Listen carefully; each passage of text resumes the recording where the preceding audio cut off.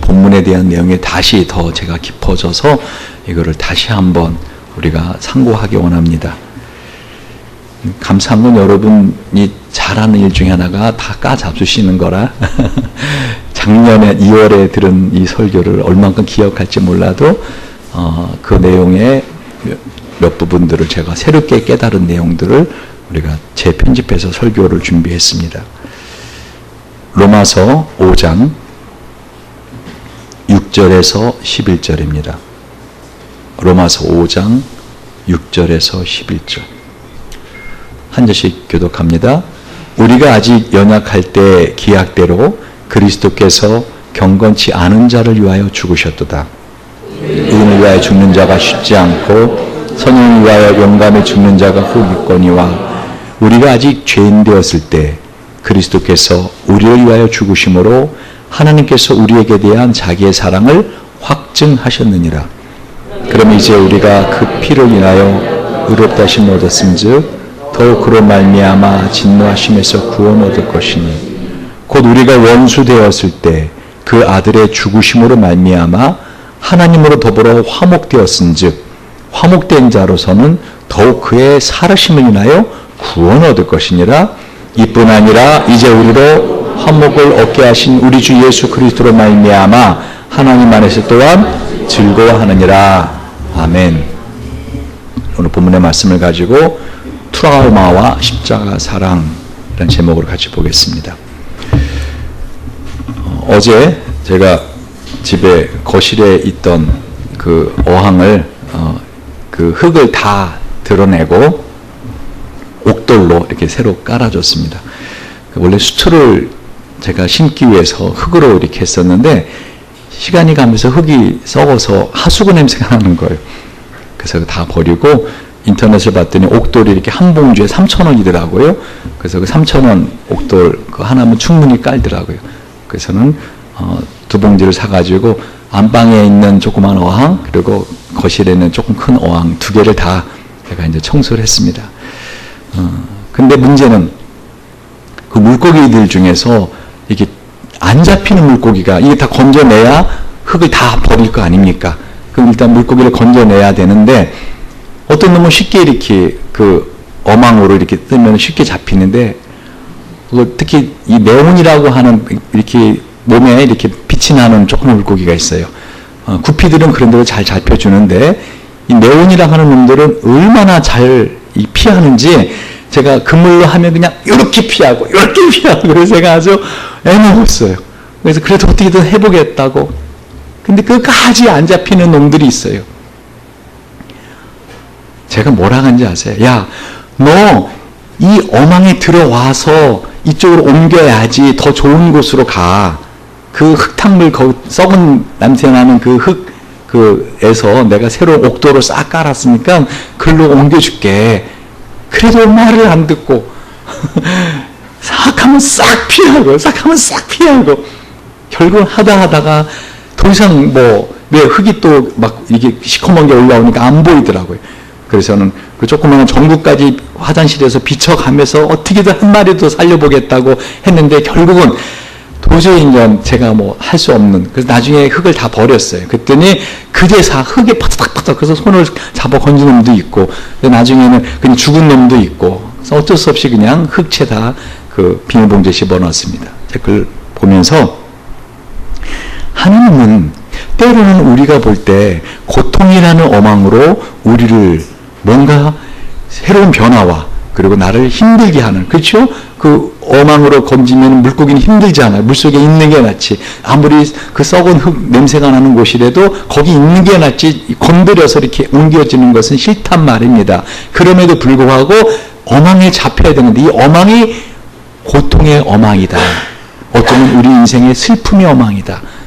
그러나 그것에 옮겨줄 때 아주 좋은, 더 좋은 상황으로 하나님이 옮겨주신다는 걸 깨달았어요. 여러분, 하나님은요, 우리에게 감당할 만한 시험만 주십니다. 그런데 우리가 이 시험을 통해서 또는 환난을 통해서 고통을 통해서 우리가 하나님한테 무엇을 얻는가 하면은요, 하나님과의 관계가 회복되는 겁니다. 예수님께서 뭐라 그러셨죠? 인자가 온 것은 그죠? 건강한 자에게는 의원이 필요 없고 병든 자에게야 의사가 필요하다. 예수님이 뭐로 오신 거예요? 의사로 오셨다는 거예요. 아멘? 예수님이 원더풀 카운셀러, 좋은 신경정신과 의사, 상담 의사로 오신 거고 예수님이 의사로 오셨어요. 다시 말하면 우리가 인생을 살아가면서 나의 아픔과 고통의 시간이 오잖아요. 그 시간은 바로 이 의사 되신 예수님을 만날 시간이라, 이 의사 되신 예수님을 통해서 내가 회복될 시간이라는 것입니다. 제럴드 시터라고 하는 분이 쓴 책이 있는데 하나님 앞에서 울다. 제가 이 책을 이렇게 보면서 그 내용 중에 이 교통사고로 어머니와 아내와 어린 딸을 한꺼번에 다 잃게 된 끔찍한 경험을 이야기하고 있어요. 그는 상실의 고통에서 도망치지 않습니다. 그리고 흑암 속으로 곧장 걸어 들어감으로써 자신을 집어삼킨 이 비극에서 해방되는 걸 봐요. 여러분, 그 책에서 이럽니다. 태양에 이르는 가장 빠른 길은 해를 쫓아 서쪽으로 달리는 것이 아니라 어둠을 뚫고, 이미 어둠이 진 어둠을 뚫고 동이 틀 때까지 동쪽으로 가는 것이 해를 만날 수 있는 제일 빠른 길이라고. 여러분, 우리 인생은요, 어릴 때부터 상처를 받아요. 왜? 이 세상은 공중권세는 마귀가 다스리거든요. 하나님이 모든 것을 다스리지만 일시적으로 예수님이 재림에 오실 때까지 이 세상은 마귀가 주권을 행사하는 곳입니다. 그래서 예수 안 믿는 사람들이지만 어떻게 해요? 더 우리보다 행복하게 사는 것처럼 보이는 게 당연한 겁니다. 그러니까 우리 인생을 살아가면서 우리는 어릴 때부터 많은 상처를 받아요. 근데 이 우리 안에 마음에 상처가 생기는 걸 트라우마라 그래요. 정신적인 외상, 상처입니다. 예를 들면 어린아이는요, 감정적으로, 육체적으로 학대를 받잖아요. 요즘 특히 이 아이들 그 폭력에 관해서 상당히 나라가 예민해져가지고 이제 어린이집에도 다 CCTV로 달게 하고 그렇게 하지 않습니까? 왜 그런가 하면 그 어릴 때 받았던 그 폭행, 어떤 그것이 그 아이 평생 가거든요. 단순히 그 어린아이를 보호하기 위함이 아니라 어떤 국가적인 차원으로 국가의 미래를 안전하게 지키기 위해서 이렇게 지금 어린이집에 CCTV를 달고 아이들을 폭행하지 않도록 하는 겁니다. 근데 아이들은 신체적으로, 감정적으로 학대를 받으면은요, 그 아이들이 하는 일 중에 하나가 정신적으로 그거를 무의식으로 밀어넣어버려요. 그래서 자기가 그런 학대를 받았다라는 사실을 잊어버립니다. 이것이 방어기제라 그래. 이런 걸 방어기제 하나입니다. 망각 또는 억압. 근데 문제는 이렇게 억압해 놓은 이 기억이, 이 감정이 없어지는 게 아니에요. 아무리 현실에서 내가 받아들이면 내가 너무 두렵고 부끄럽기에 그렇게 무의식 속에 잊어버리려고 하지만 그것은 내 마음에 여전히 남아있어서, 무의식에 남아있어서 나의 삶을 갖다가 힘들게 합니다. 그러면 이와 같이 여러분과 제 안에 있는 이 어릴 때부터 지금까지 살면서 받았던 상처들 있죠? 그 상처는 트라우마로 남아있고 그 트라우마는 무의식에 억압되어 있고, 그럼 이런 무의식에 억압된 상처를 가지고 사는 우리들은 어떻게 사는가? 방어기제라는 걸 통해서 삽니다. 예를 들면 무의식에 너무너무 씻어버리고 싶은 기억이 있잖아요. 그러면 그런 사람은 손을 오랫동안 닦습니다. 그러니까 손을 막 오래 닦음으로써 자신의 마음에 씻어버리고 싶은 걸 씻어버리는 거예요. 이걸 언도잉, 취소라고도 그럽니다. 그러니까 어떤 사람은 뭐 다 정돈되어 있지 않으면 아무것도 못하는 사람이 있죠. 제가 전에 그랬죠. 공부할 때 책상이 좀 어지러워져 있는 것 같고 책이 좀 삐집삐집 나와 있는 것 같고, 그럼 어떻게 해요? 책꽂이 다 정리하고 물티슈로 책상 깨끗이 닦고는 피곤해서 엎드려 잔다고. 근데 그렇게라도 해야 정돈이 돼야 뭐가 집중이 될 것 같으니까. 근데 사실 그 사람은 그 바깥에 정돈되어 있지 못한 것을 보지 못하는 마음속에 뭔가 혼잡되어 있다는 것입니다. 그래서 하나님은요, 이 땅을 살아가면서 이렇게 억압되어 있는 이런 트라우마를 가지고 살기를 원치 않으세요. 모든 사람은 이런 상처가 있는데 그럼 어떡하란 말입니까? 하나님은 이 방어기제를 해체하고 하나님 앞에 내 마음을 솔직하게 이렇게 토해냄으로써 건강하게 살기 원하세요. 그게 회복입니다. 그게 바로 예수님을 만나는 거고 하나님을 만나는 겁니다. 예를 들면 제가 한번 방어기제 극히 일부를 내가 소개할 테니 여러분이 자신 안에 혹시 비슷한 방어기제가 없는가. 이 방어기 이것마다 수십 가지가 넘어요. 예를 들면은 이 부정, 이거 선택적 망각이라 그래요. 자신이 받았던 상처인데, 마음의 상처인데, 또는 현재 자기가 고통당하고 있는 것인데, 그거를 어떤 거는 인정을 하고 어떤 건 부정을 해요. 그래서 자기는 그런 상처 받은 적 없다. 난 지금 괜찮다. 축소, 이 잘못된 내용들을 인정을 해요. 자기 자신이. 그런 실제 사실보다 덜 심각하게 받아들이도록 축소시켜버려요. 책임 전가. 지금 이 말을 하는 게 뭐예요, 지금? 여러분의 마음에 트라우마라는 게 있는데, 그 트라우마나 상처가 있으면 이런 증상들이 나온다는 거예요. 마치 감기 바이러스가 안에 있으면 콧물이 나오고 기침이 나오는 것처럼 내 안에 어떤 어릴 때부터 살며 지금까지 정신적인 외상, 상처가 있으면은 이런 방어기자라는 증상으로 나온다는 거예요. 그러니까 내가 삶에 자꾸만 누군가 자꾸만 책임을 전가한다? 자신의 행동에 책임을 지지 않고 자꾸만 다른 사람의 탓으로 한다? 그건 뭐예요? 물론 모든 사람이 다 그렇습니다. 특히 남자들이. 문성인 선생님, 어때 이종훈 집사님? 뭐 하자 하면 이종훈 잘 잘못 인정 안 하지 않아요? 다 문성인 원사 때문에. 요즘은 인정을 해요. 지금까지는 하나님의 은혜로. 근데 그게 문건사님, 이종훈 집사님만 그런 게 아니라 남성들이 그래요. 왜 그런가 하면 아담이 그랬잖아요.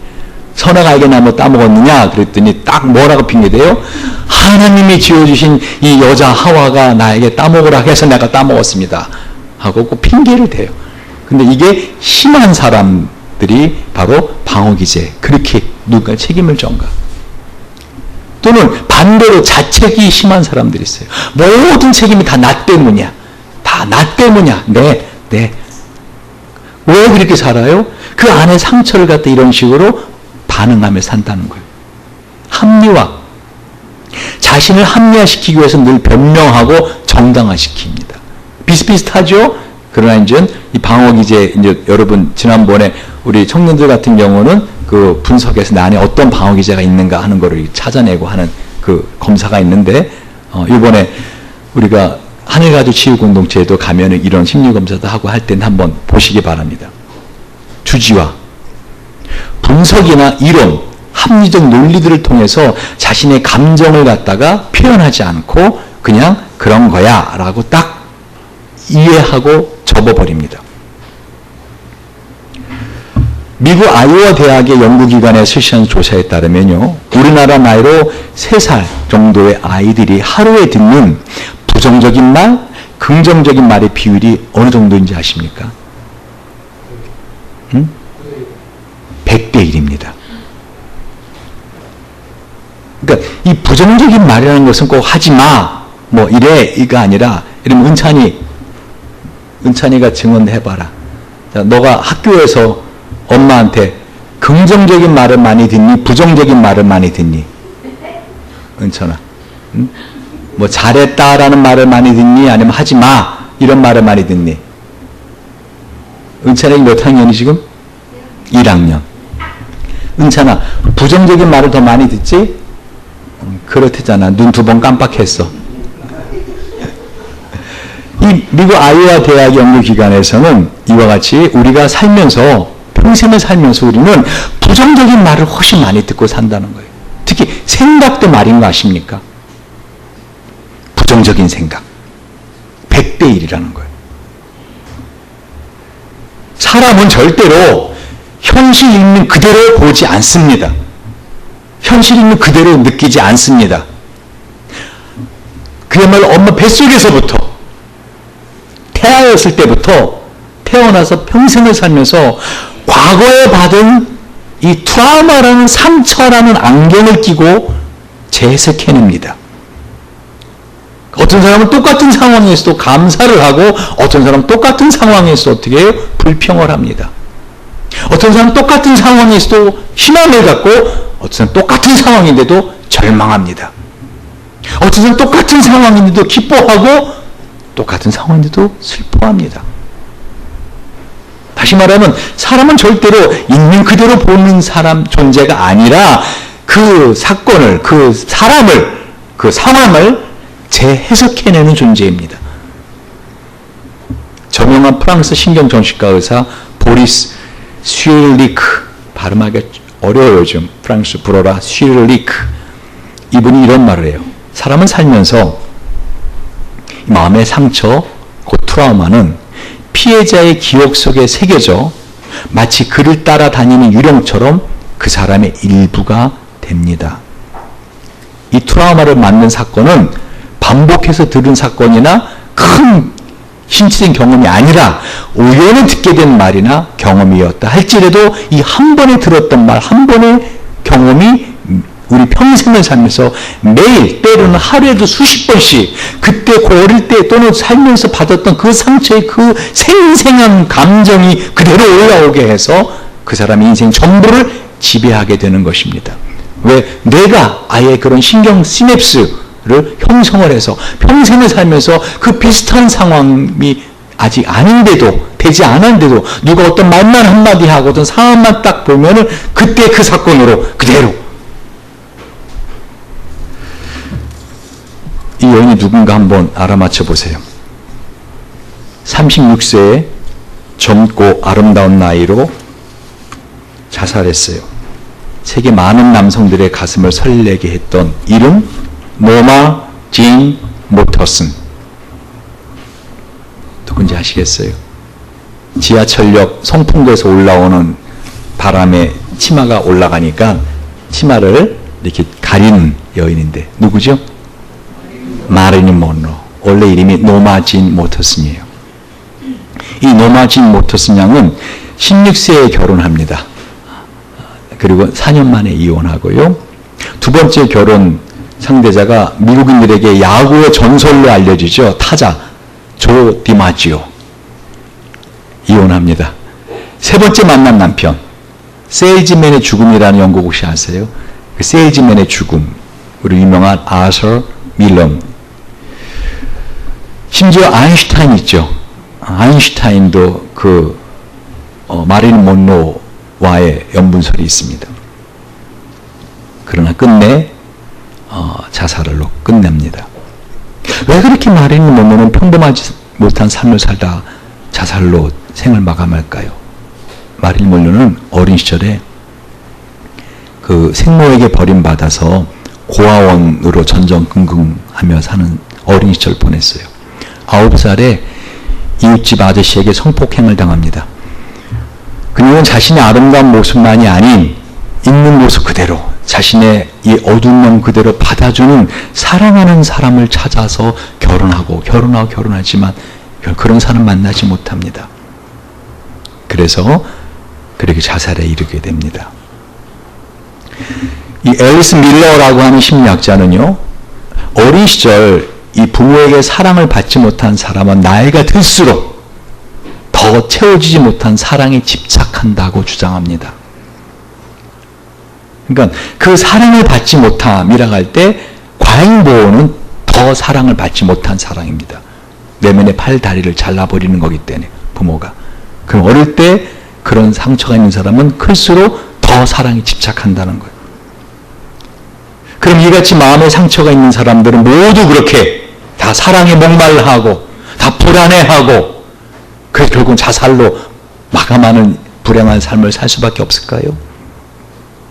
오히려 그런 마음에 상처가 있고 트라우마가 있는데도 오히려 그 어둠을 딛고 어둠 속에 더 밝게 빛나는 별처럼 아름다운 삶을 사는 사람들은 없을까요?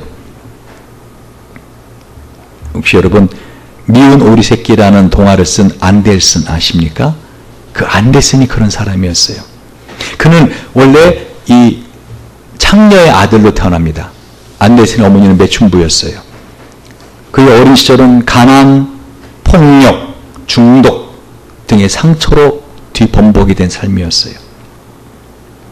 자기 자신이 마치 미운 오리 새끼처럼 주변의 모든 사람들에게, 친구들에게까지 따돌림 당하는 외로움으로 전철된 삶이었어요. 그러나 나중에 오히려 그러한 자신의 과거의 상처를 직면하고 그 상처를 디디고 일어나서 백조같이 우아하고 아름다운 모습으로 산 사람입니다. 그러면 우리는 이런 마음의 상처를 갖고 사는 이런 상황 속에서 어떻게 하면은 이 안데센 같이 이렇게 건강하고 밝은 삶을 살 수 있을까요? 지금 제 설교 스타일이 조금 다르죠? 성경 본문을 들어가지 않고 자꾸만. 근데 왜 이게 중요해서 그래요. 이게 정확히 이해되지만 성경 본문을 들어가다 보니 이게 왜 사도 바울은 고백을 했는가 하는 걸 이해 못하게. 조금만 더 들어보세요. 똥떡이라고 하십니까? 예전에 그 푸세시 화장실 있죠. 시골에 가면 이렇게 화장실 똥통 위에 이렇게 판자대기 걸쳐놓고 그 아이들이 밤에 들어갔다가 거기 똥통에 빠지는 수가 있어요. 종종 어른도 빠집니다. 종종. 그러면은 그 아이들이 한번 똥통에 빠지면 무서워서 화장실 안 갈라 그래요. 그래서 똥통에 빠지면 이 어른들은요 집에 있는 재료로 대강 이렇게 밀가루 나무하여가 해서 뭐 부침이를 만들든지 떡을 만들든지 대강 이렇게 만들어서 동네 어른들에게 돌리라 그래요. 그게 똥떡이에요. 그래서 빈대떡 같은 거를 이렇게 만들어 가지고 아이가 그거를 가져가서 이웃집에 가서 똥떡 사세요, 똥떡 사세요 그래요. 그럼 어른들이 나와서 이는 똥통에 빠졌구나. 그래서 그걸 사줍니다. 그 아이 용돈을 하라고 돈을 줍니다. 그러면서 나도 빠졌던 적 있어. 괜찮아. 그럼 아이는 그 똥떡 팔아서 생긴 용돈을 가지고 지가 좋아하는 거를 뭐 사고 그러면서 그 아픈 트라우마를 디디고 일어납니다. 오늘 본문을 보십시오. 로마서 5장 6절.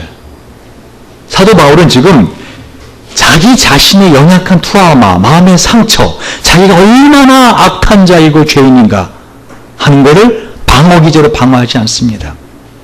받아들입니다. 읽어볼까요? 시작. 우리가 아직 연약할 때 기약대로 그리스도께서 경건하지 않은 자를 위하여 죽으셨도다. 아멘. 할렐루야. 근데 지금 바울은 자기 자신이 얼마나 하나님 앞에 악한 죄인인가 그걸 인정합니다. 우리가 아직 연약할 때에 기약대로 그리스도께서 경건하지 않은 자를 위하여 죽으셨도다. 예수가 죽은 이유가 뭐라고요? 경건하지 않은 자를 위해 죽으셨다는 거예요. 여기서 연약할 때, 이게 헬라어로 무력할 때, 이 경건하지 않은 자가 무슨 말인지 아세요? 아세본. 이 아세본이라는 말은요, 사악한 자란 뜻이에요. 사악한 자. 7절을 보세요. 의를 위하여 죽는 자가 쉽지 않고 선의를 위하여 용감히 죽는 자가 혹 있거니와 8절 읽어볼까요? 우리가 아직 죄인 되었을 때 그리스도께서 우리를 위하여 죽으심으로 하나님께서 우리에게 대한 자기의 사랑을 확증하셨느니라. 우리가 아직 죄인 되었을 때 이 죄인이라는 단어가요 하마르톨론 죄에 대해서 몰두하는 자. 한마디로 아침부터 잠들 때까지 아니 꿈속에서조차도 늘 죄에 대해서만 몰두하는 자가 죄인이라는 단어예요. 그러니까 하나님이 누구를 위해서 십자가에서 죽으셨다고요? 바로 이 죄인을 위해서. 우리가 아직 죄인 되었을 때 그리스도께서 우리를 위하여 죽으심으로 하나님께서 우리에게 대한 자기의 사랑을 확증하셨느니라. 여러분 이 본문에 우리에게 자기 이름을 집어넣고 한번 읽어보시겠어요? 8절 시작. 험만이가 아직 죄인 되었을 때 그리스도께서 험만이를 위하여 죽으심으로 하나님께서 험만이에게 대한 자기의 사랑을 확증하셨느니라. 사랑은 아주 개인적인 겁니다. 하나님은 우리를 한 사람 한 사람 사랑하시는데 이와 같이 어떻게 해요? 우리를 십자가로 확증해 주신다는 거예요. 우리가 살면서 내가 정말 하나님의 사람 맞나? 나아가 내가 하나님을 믿는 거 맞나? 문제는 바리새인 같은 뇌 구조를 가진 사람들은요 자기가 하나님의 사랑을 믿고 있다 확신해요. 근데 뭐는 인정하지 않아요? 자기가 얼마나 큰 죄인인가는. 그리고 뭐를 사용해요? 방어기제 사용해. 바리새인들이 사용하는 방어기제 가장 많은 거 뭐죠? 투사. 또는 아까 우리가 했던 것처럼 다른 사람에 대한 판단. 그런 사람도 어떻게 해요? 이 직면하지 않아. 내가 얼마나 죄인인가. 자기는 구원받았다 확신해요. 나만큼 하나님 사랑하는 자 있으면 나와보라 그래. 하나님이 나만큼 더 사랑하는 사람 나와보라 그래. 근데 사실은 하나님과 관계없는 사람이에요. 그게 바리새인들이고 사두개인들이고. 자기가 얼마나 하나님의 사랑을 받고 있는 자인가. 그것은 너를 통해서만이 가능해요. 죄인인가가 확증될 때. 여기서 확증하셨느니라는 게 수니스 테스님. 이 수니스 테스님이란 말은요, 현재 능동태예요. 한 번 확증해 주신 게 아니라는 거예요. 계속 매일 순간순간 1년 365일 계속 하나님이 확증해 주시는 거 뭐예요? 십자가를 봐라. 내가 너를 사랑하지 않느냐. 하나님의 우리를 향하신 사랑은요, 따라하세요. 하나님의 나를 향한 사랑은 그럼에도 불구하고의 사랑이다. 네. 하나님 나를 향한 사랑은 그럼에도 불구하고. 그래서 오늘 이 영어 본문을 보면은요, 우리가 아직 죄인 됐을 때 그리스도께서 우리를 위하여 죽으심으로 하나님께서 우리에게 대한 자기의 사랑을 확증하셨느니라. God demonstrates His own love toward us. 하나님이 demonstrates, 하나님의 사랑을 demonstrate, 확증해내는데 어떻게 마치 데모하는 것처럼 십자가를 통해서 In that while we were still sinners, 우리가 아직 죄인이었을 때 Christ died for us. 그리스도가 나를 위해 죽으셨다. 우리를 위해 죽으셨다. 특별히 9절부터 봅시다. 시작. 그러면 이제 우리가 그 피를 인하여 의롭다 하심을 얻었은즉 더욱 그로 말미암아 진노하심에서 구원을 얻을 것이니 10절. 곧 우리가 원수 되었을 때 그 아들의 죽으심으로 말미암아 하나님으로 더불어 화목되었은즉 화목된 자로서는 더욱 그의 살아심을 인하여 구원을 얻을 것이나. 마지막 11절. 이뿐 아니라 이제 우리로 화목을 얻게 하신 우리 주 예수 그리스도로 말미암아 하나님 안에서 또한 즐거워하느니라. 특히 저는 이 본문을 읽다가 11절 마지막에 우리 주 예수 그리스도로 말미암아 하나님 안에서 또한 즐거워하느니라. 이 그리스도로 말미암아가 예수 그리스도 디아, 이 디아라는 건요, 영어로만 through, 지나가다, 통과하다. 다시 말하면 하나님 앞에서 나의 삶은 항상 죄인이에요. 내가 얼마나 처절히 죄인인가를 깊이 깨달을 때 하나님이 나를 용서하시는 사랑을 깊이 체험할 수 있어요. 근데 그런 죄인이 어떻게 하나님의 사랑을 받고 은혜를 받고 살 수 있다고요? 예수 그리스도로 말미암아, 예수 그리스도를 통하여, 예수 그리스도를 통하여. 다시 말하면 그 십자가를 통해서 하나님 앞에 쓸 때 하나님은 어떻게 해요? 우리 머리부터 발끝까지 덮여진 예수의 피로 인하여 우리를 보심이 아니라 예수 그리스도의 피로 인하여 우리를 다시 용서하시고 우리에게 그 사랑을 베풀어 주신다는 거예요. 그래서 그런 사랑을 받자 우리가 어떻게 돼요? 즐거워하느니라. 카우코메노이. 이 카우코메노이, 다시 말하면요, 현재형인데요, 항상 즐거워한다. 자랑한다는 뜻이에요. 뽐낸다는 뜻이에요. 내가 하나님의 어떤 사랑을 받고 있는지 그거를 깨닫고 뽐내고 자랑하며 살더라는 거예요. 바울은 상처가 많은 사람이었어요. 트라우마가 많은 사람이었어요. 근데 어떻게 이 하나님의 사랑을 이렇게 경험하고 하나님의 은혜 안에서 즐거워하는, 뽐내는, 자랑하는 삶을 살 수 있었다고요? 첫 번째, 자기의 죄됨을 직면한 거죠. 여러분, 욥기를 보세요. 욥이라는 사람이 얼마나 부유한 사람이었는가, 얼마나 복을 받고 사는 사람이었는가. 한번 요즘으로 말하면 어떻게 해요? 우리나라의 이건희 회장처럼 아주 부유한, 동방에서 가장 큰 부자였다 그랬어요. 근데 하루아침에 망하지 않아요. 하루아침에. 그 10명이나 했던 자녀들이 하루아침에 다 죽어버립니다. 태풍이 불어서. 해피라면 그 허리케인이 왜 그 태풍이 자녀들에게 있는 집을 쳐서 다 죽어요. 여러분, 그 욥이 어떻게 나중에 회복이 되는지 아세요? 욥기를 쭉 읽어보면은요, 제가 그랬죠. 우리 인생은 욥기처럼 고통스러운 삶이다.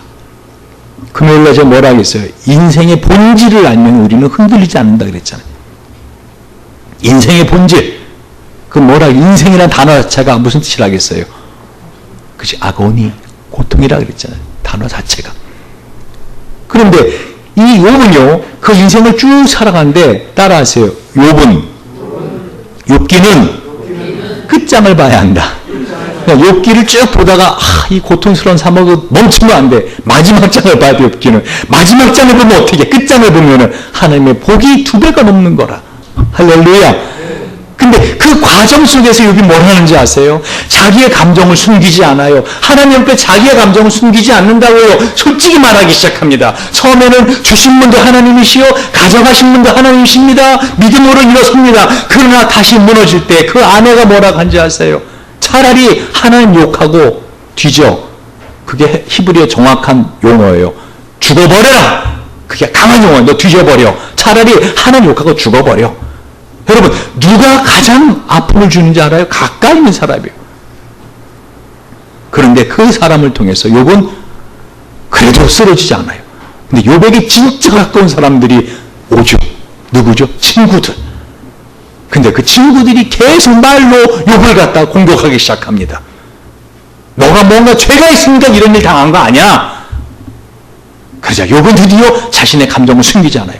하나님, 제가 차라리 태어나지 않았었으면 좋았을걸. 내가 태어나던 날에 차라리 해가 가리웠으면 좋았을걸. 하면서 막 자신의 감정을 하나님께 숨기지 않고 다 토로냅니다. 하나님 이 과정을 원하시는 거예요. 왜 우리의 인생에 하나님이 사랑한다고 하면서도 고통이 멈추지 않는지 아세요? 왜 우리 인생에 하나님만 사랑한다고 하시면서도 내 길에 응답하지 않으시는지 아세요? 아니에요. 이미 응답하지 않고 있는 게 응답이에요. 이 고통이 끝나지 않고 있는 거예요. 아니요. 그 고통 속에서, 그 아픔 속에서 여러분이 그 고통과 아픔을 피하려고 하니까 마치 아까 제가 그 어망으로 고기를 물고기 건져낼 때 결국은 그 고통스러운 가운데 있는 것처럼 고통에 자신을 맡겨버리세요. 그 고통조차도 주시는 하나님을 믿어버리세요. 사도 바울처럼 자신의 연약함과 자신의 나약함을 직면해버리세요. 그러면 나중에 어떻게 해요? 우리 주 예수 그리스도로 말미암아 하나님 안에서 또한 즐거워하느니라 하고 하나님을 자랑할 수 있다고요. 이런 나를 사랑하세요. 이런 나를 사랑하세요. 이런 나를 좋아하세요. 그분이 예수 그리스도 하나님이세요. 말씀을 정리합니다. 여러분, 사도 바울은 오늘 로마서 5장에 한마디로 자신이 얼마나 죄인인지 그걸 직면합니다. 마음의 상처들을 우리가 갖고 있을 때 그를 방울이장을 통해서 피하지 말고 다른 걸로 대체하지 말고 내가 그런 방울이장이 나타날 때 내가 어떤 죄인인가를 직면하고 어떻게 하라고요? 하나님 앞에 맡겨버리라고요. 제가 동영상 하나 볼 텐데요. 전에 여러분 봤던 동영상이에요. 여러분, 이 동영상은 이 사도 바울처럼 자기 자신의 아픔 속에 고통받고 그러다 직면하고 그리고 하나님의 사랑을 경험하고 그 사랑을 디디고 일어난 사람의 동영상이에요. 여러분 금방 알 거예요. 딱 첫 장면부터.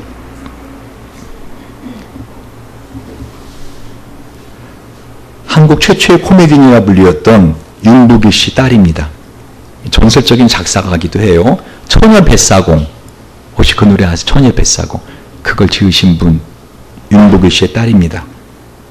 일남 일녀 윤복희, 그 오빠 윤양기. 아버지가 이 마약을 합니다. 결국은 빚을 산더미가 짓고요. 이 아버지 빚을 갚기 위해서 유랑극단을 따라 나섰던 어머니마저 심장마비로 사망해서 윤복희 어머니, 윤복희 7살 때 윤복희는 고아가 됩니다. 윤복희 자서전 저의 주님이라고 하는 자서전에 보면은 그녀는 자신의 인생을 돌아볼 때 두 번 다시 생각하고 싶지 않은 기억들이 너무나 많아서 이런 인생을 두 번은 못 살겠다라고 고백합니다. 나보고 이런 인생 두 번 살려면 나 못 살아요. 근데 어떻게 윤복희가 그런 상황에서 일어났는지, 더군다나 가수로서는 치명적인 후두한 판정을 받고 안 아픈 곳이 없을 정도 온몸이 아파서 항암 치료하면서 머리카락이 다 빠지고 병원에 입원해 있는데요. MBC에서 국제가요제에 참석해달라는 요청을 받습니다. 그럼 참 이런 상황이잖아요. 머리가 다 빠졌고 몸은 후두한 판정을 받아 몸이 힘들고, 근데 어떻게 해요? 그런데 그때 주님이 그 마음속에 세밀한 음성으로 말씀하기 시작합니다. 막막하냐? 막막하냐? 그리고는 말씀하시기 시작해요. 아마 윤복희 씨한테 하나님이 영어로 말씀하셨던 것 같아요. 저도 가끔 기도하면은 하나님이 영어로 말씀을 하실 때가 있어요. 제가 전에 하나님 교회를 개척했는데 좀 더 힘있는 사람들이 와서 같이 해야 되는데 다들 마음이 힘들어서 뭔가 일을 할 생각들은 안 하고 그냥 주일 와서 예배 드리는 것만은 만족하고 갑니다. 그랬더니 주님이 저한테 What is your major? 그러더라고요. 너 전공이 뭐냐? 라고 이렇게 말씀을 하는 것처럼 아마 영어로 말씀하지 않았을까? 한번 보시기 바랍니다. 특별히 노래 가사를 잘 보세요. 같이 한번 보고 말씀을 정리하도록 하겠습니다.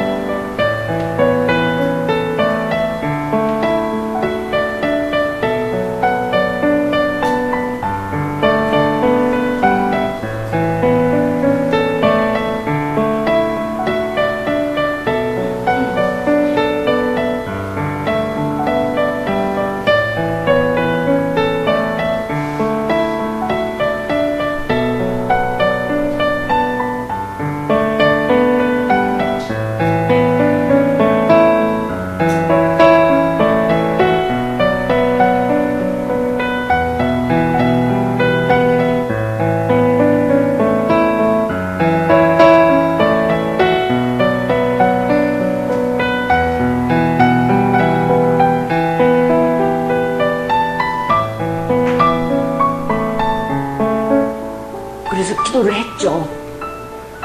그런데 이제 그때 주님께서 하신 말씀이었어요. 막막하냐고.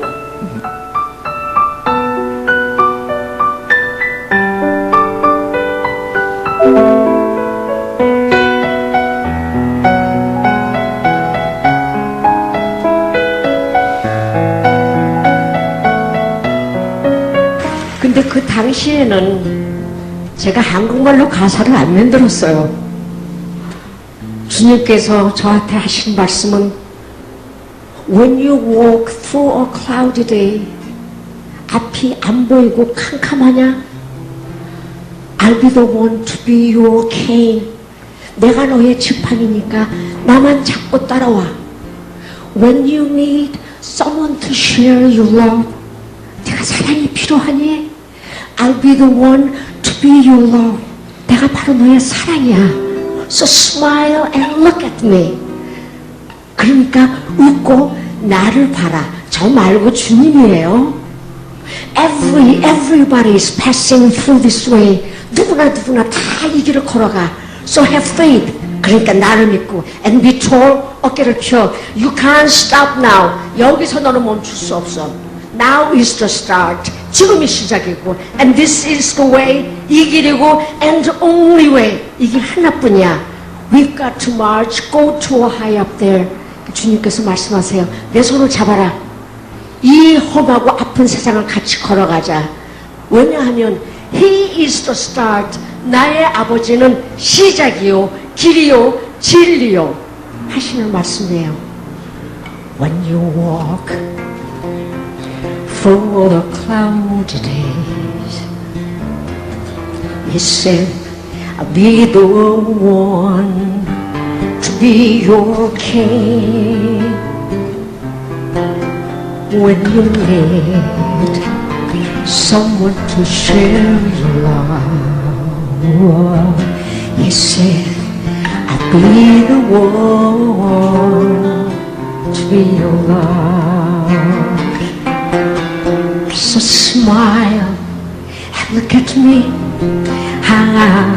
I'll tell you what. Everybody's passing through this way. So have faith and be tall. You can't stop now. Now is the start. This is the way and only way. We've got to march to a high up there. Hey, yes, the start, and hey, yes, the way, and only way. None of the yeah, you're what I thought and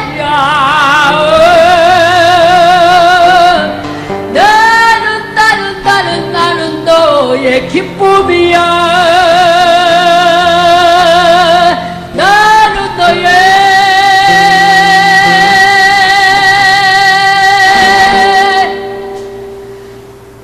만약 내가 외로울 때면 누가 나를 위로해 주지?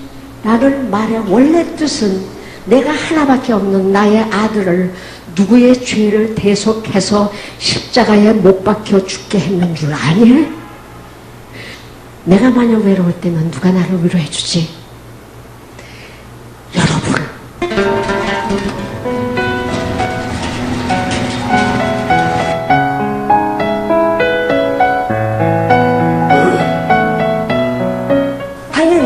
그러면 도구에 불과한 거니까요. 역사하시고 일하시는 분은 주님이 하시는 거니까 하는 게 없죠. 그냥 가야하는데 가기만 하면 되거든요.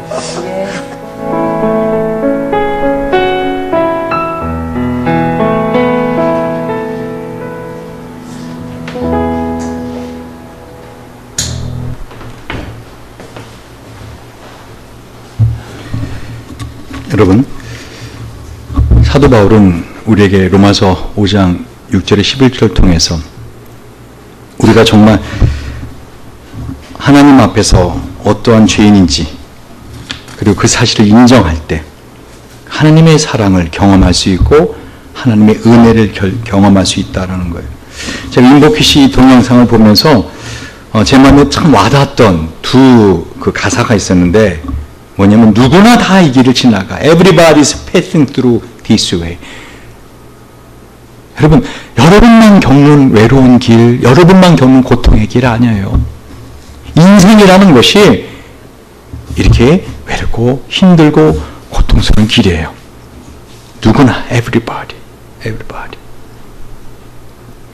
근데 그 과정 속에서 주님께서 When you need someone to share your love, 네가 누가 사랑이 필요할 때 I'll be the one to be your love. 내가 너의 사랑이 되어줄게. 아까 윤복 씨가 그랬죠. 원래 그 가사의 의미에서 내가 외로울 때 누가 나의 이 위로가 되어주지. 그것은 십자가에서 내가 왜 죽은지 아니? 누구 때문에 내가 죽은지 아니? 바로 너 때문이야. 내가 너 때문에 십자가에 죽은 거야. 오늘 사도 바울은 그걸 말하고 있는 거예요. 그걸 깨닫잖아요. 나 같은 죄인도 하나님이 사랑하시고 하나님이 나 때문에 다른 사람이 아니라 나 때문에 십자가에 죽으셨다는 걸 깨달으면 윤복희 씨처럼 나는 그분의 영광을 나타내는 일이라면 무대 위에 내팽겨쳐진 소두고 역할이라도 기쁘게 평생 할 자신이 있습니다. 왜요? 주님이 내 무대의 주인공이시기에. 여러분, 하나님은요 저와 여러분을 사랑하세요. 그래서 십자가를 통해서 그 사랑을 매일매일 확인하며 살으라고 우리에게 이 말씀을 주시는 겁니다. 내가 전에 여러분 매번 식사를 할 때마다 식사 기도를 정확히 하십시오. 이 식사 기도는 그냥 하나님 먹을 거 주셔서 감사합니다는 기도가 아닙니다. 예수님 우리에게 직접 가르쳐 주신 기도이고 이건 바울이 또 우리에게 정리해서 가르쳐 준 너무너무 중요한 기도입니다. 만약에 그저 하나님 먹어주셔서 감사합니다 그러면은 예수 믿지 않는 사람도 먹어주면 고맙다는 마음을 갖고요. 그럼 정말 정작 감사를 받아야 대상은 농부들이죠. 이걸 먹을 거 하도록 농사를 졌으니까. 어부들이죠. 이 생선 잡아다 줬으니까. 내가 먹을 수 있게 돈을 준 내 아버지고 내 남편이고 아니면 사장님이고 그렇지 않아요? 아니에요. 그런 뜻이 아니에요. 전에 이 말 들었는데 여러분 기억하세요? 바다에 살고 있던 어린 고등어 새끼 한 마리가 지혜롭다는 넙치를 찾아가서 넙치 할아버지 저는 바다가 보고 싶어요. 그 어마어마하게 크다는 바다에서 한번 헤엄치고 싶어요. 한번 그 바닷물 좀 마셔보고 싶어요. 넙치 할아버지가 뭐라고 한지 알아요? 그 새끼 고등어 보고 너가 있는 이 물이 봐도 바다야. 너가 지금 바다에 있는 거야. 이 바다가 얼마나 넓어서 너가 몰라서 그렇지 넌 현재 네가 말한 그 어마어마하게 넓은 바다 속에 살고 있어. 네가 지금 마시는 물 이게 바닷물이야. 여러분 하나님은 우리를 갖다가 이 바다보다 큰 사랑의 바다 사랑의 그 바다에서 우리를 품고 사세요. 우리는 끊임없이 의심하고 불평하고 불만하고 염려하며 살잖아요. 그러나 우리 인생은요 하나님 그 큰 바다라는 사랑해라고 하는 그 바다 이름이 뭐라고요? 사랑해. 그 바다에 우리는 살고 있다고요. 그래서 우리가 매일 먹는 식사를 통해서 이 사랑을 확증시켜주고 있는 거예요. 전에 그랬잖아요. 우리가 먹는 것은 생명체를 먹는다고요. 우리 흙이나 돌을 먹지 않는다고요. 내가 먹는 김치, 배추가 그냥 있었으면 있다가 죽을 거고 내가 먹는 생선, 고등어 그거 그냥 있다가 죽을 건데 중간에 잡혀가지고 죽었잖아요. 한마디로 제 세상에 올려진 거예요. 왜? 나 살리려고요. 그래서 주님이 바로 이건 내 살이다. 이건 내 피다. 너의 죄사함을 흘린 내 피고 내가 너를 위해 준 내 살이다. 내 살 먹어라. 그게 우리가 먹는 밥이라고요. 그게 우리가 먹는 매일 하루에 두 끼, 세 끼 먹는 밥이 뭐예요? 예수를 먹는 거예요. 예수를 먹는 거라고요. 다시 말하면 내 상황이 아무리 죽을 것 같고 내 상황이 아무리 끝장난 것 같아도요. 내가 밥을 먹게 되잖아요. 밥을 먹을 때 식사기도 할 때 우리의 마음속에 감사거로 넘쳐날 수밖에 없다고요. 왜? 하나님이 날 살리시라고 작정하셨구나. 아무리 건강한 사람도 먹을 거 없으면 먹지 못해요. 아무리 부자도요. 앞에 금식이라고 의사가 써붙이면 물도 못 마셔요. 내가 밥을 지금 먹게 된 건 뭐라고요? 하나님이 나를 사랑하셔서 나를 살리시라고 작정하신 거라고요. 지금 상황은 어려워요. 힘들어요. 도대체 어떻게 될 것 같지도 어떻게 상황이 없어요. 막막해요. 그러나 내가 지금 밥을 먹게 됐어요. 하나님 날 살리시려고 나에게 먹이를 주시는구나. 나를 살리시는구나. 하나님이 나를 살리려고 하는데 누가 나를 밟을 수 있고 누가 나를 죽일 수가 있어요.